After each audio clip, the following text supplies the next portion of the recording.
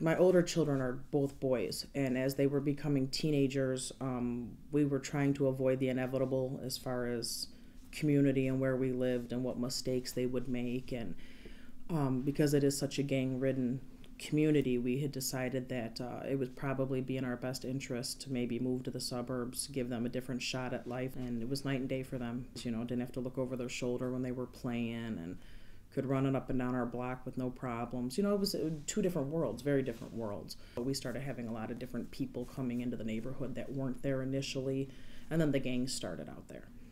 So, of course, my son started hanging around with the wrong friends and choosing the wrong people to associate with, and he had got arrested, and they called me to come up, and I said I wasn't going to sign for him to be released. He was going to have to learn the hard way. There was two choices in life. It was either this is the lifestyle you want to live, or you're going to come home and live like a normal person, because I wasn't raising him to do these things. And so I left him in jail for 30 days. And after that, he never got in trouble again. Stopped hanging around with that crowd of kids, decided this is not the lifestyle that I want. He was 17 already. He had to start becoming a man.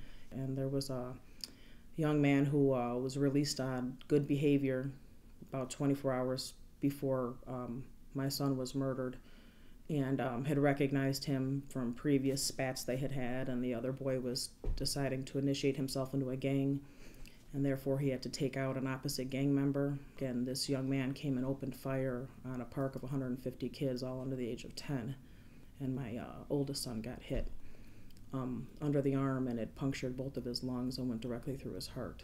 So he just didn't stand a chance. He was pronounced dead on the scene.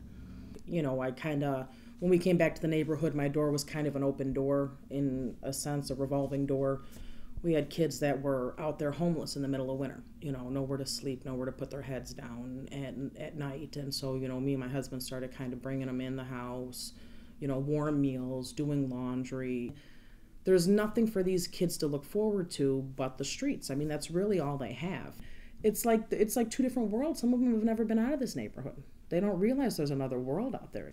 Nobody's wearing their hats certain ways. Nobody's wearing certain colors. And it's like, no, this isn't how the world functions.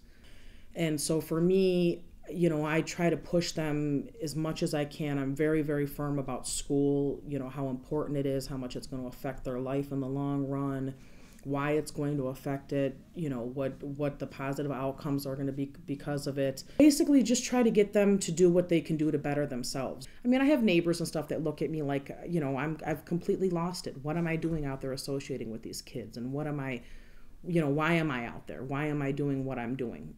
But I don't feel I need to explain to everybody why I'm doing what I'm doing. I do what I do because I'm the one that gets the achievement out of it, not anybody else. I'm the one that can lay my head down at night knowing that I've done something for somebody. I'm not looking for any financial reward. I'm looking for a spiritual reward, and that works for me. The way I look at it is if I save one, just one, you know what I mean? Even if it's only one out of hundreds that I put effort into, my son didn't die in vain. I gave the positiveness I could have gave him to somebody else. So that's why I do what I do.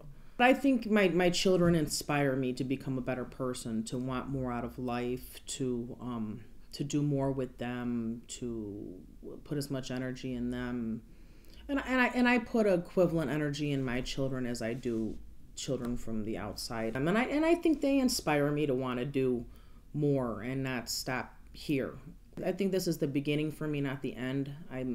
This is the first time in 4 years I've felt that I can get out there and start doing maybe my so-called calling. I would like to eventually start talking at schools with kids about, the violence and how it's affected people's lives, and what they can do to help change and make our communities better places to live. And I think I'm finally starting to get ready to come out there and do what my son has intended for me to do.